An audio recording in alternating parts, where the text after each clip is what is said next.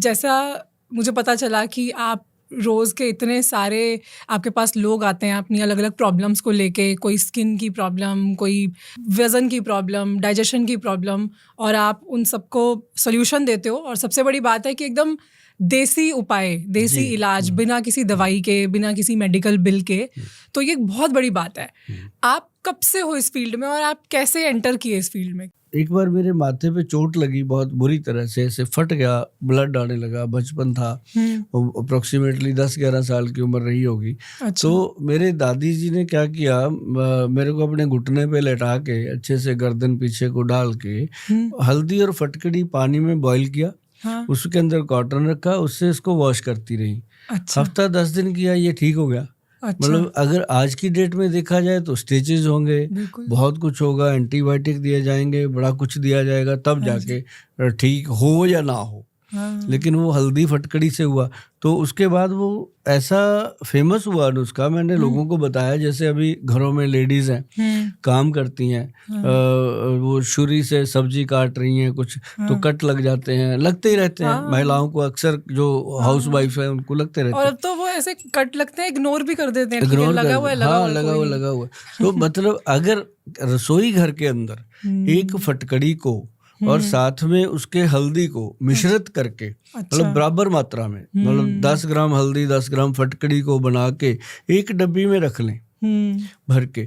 जैसे ही किसी को ऐसा चोट लगता है, मैं बताऊं गुंजन जी कि मान लो कट लग गया, ब्लीडिंग कई बार बंद ही नहीं होती।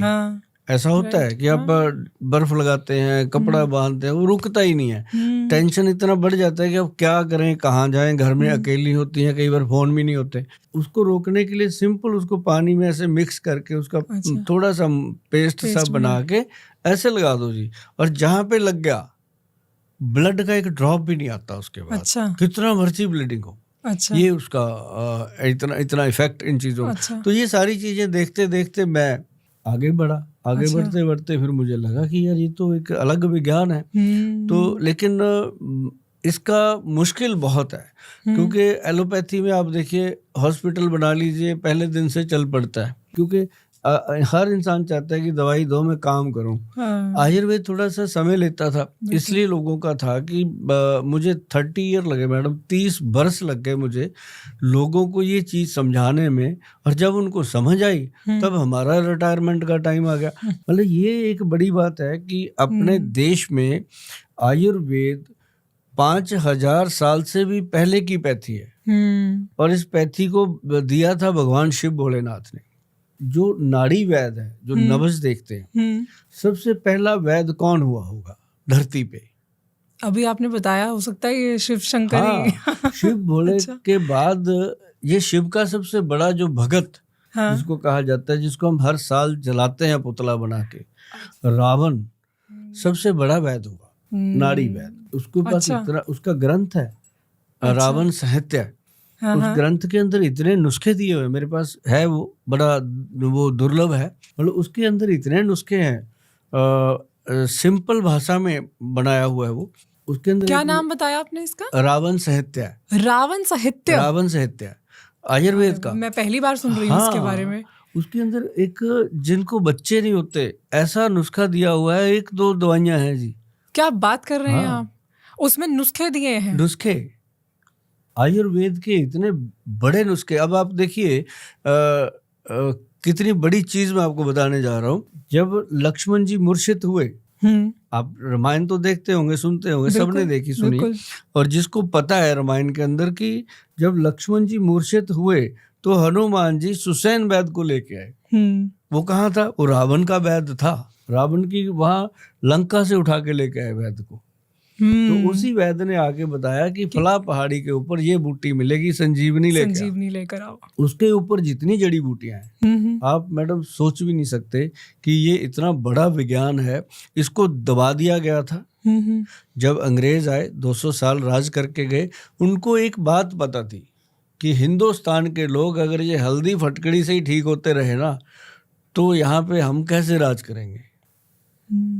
मतलब आप देखिए कि बुखार चढ़ जाता है ना, तो गिलोय पी लेते थे, छींक आती है, नजला कोल्ड हो जाता है, तो थोड़ी सी काली मिर्च, थोड़ा सा वो क्या हाँ मलट्ठी, और उसके साथ वो दालचीनी डाल के पानी में बॉईल करके पी लेते थे, ठीक हो जाते थे। तो अंग्रेजों को तो बड़ी तकलीफ हुई, उन्होंने हमारी जो सबसे बड़ी आयुर्वेद की यूनिवर्सिटी थी जला दी, एक एक ग्रंथ जला दिया।